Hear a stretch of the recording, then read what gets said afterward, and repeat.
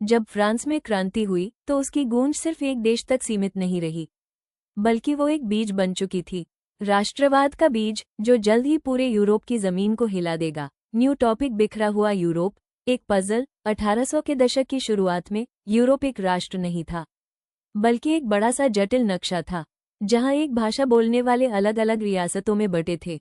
कहीं राजा था, कहीं ड्यूक, कहीं चच का शासन। जर्मनी कोई एक देश नहीं था। इटली, वो भी कई टुकड़ों में बंटी थी। ऑस्ट्रिया हंगरी, एक रंगीन राजसी चादर जिसमें जर्मन, स्लाव, हंगेरियन, चेक सभी थे, पर एक नहीं थे। लोगों के पास एक जैसी भाषा थी, एक जैसी संस्कृति थी, पर राष्ट्र नहीं था। पर अब वक्त आ गया था सपनों के एकता में बदलने का।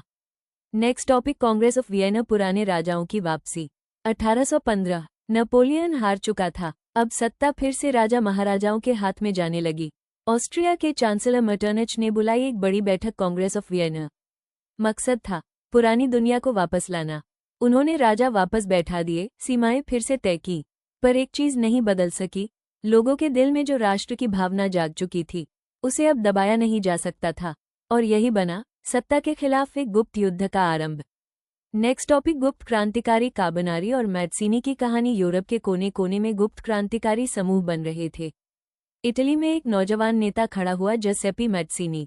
उसने कहा, हर जाति को अपना राष्ट्र मिलना चाहिए। उसने बनाई एक गुप्त संस्था, यंग इटली, और उसकी सोच फैलने लगी जैसे हवा में आग।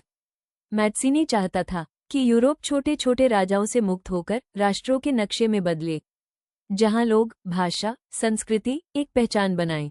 रूलर्स उसे खतरनाक कहते थे, पर जनता उसे आजादी का सपना समझती थी। और यहीं से शुरू हुआ नवजागरण का संघर्ष। पर सिर्फ तलवार और विद्रोह से राष्ट्र नहीं बनते।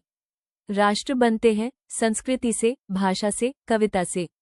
यूरोप के लोग अब नेशनल आइडेंटिटी को संस्कृति में खोजने लगे। कवियों ने मां की तरह राष्ट्र को लिखा, लोक कथाओं, गीतों और नृत्य को राष्ट्रीय गौरव माना गया। जर्मनी में ग्रिम ब्रदर्स ने लोक कथाओं को इकट्ठा किया। भाषा अब सिर्फ संवाद नहीं, पहचान बन गई। स्कूलों में, चर्चों में, गांवों में, हर जगह अब राष्ट्र की भावना बोई जा रही थी।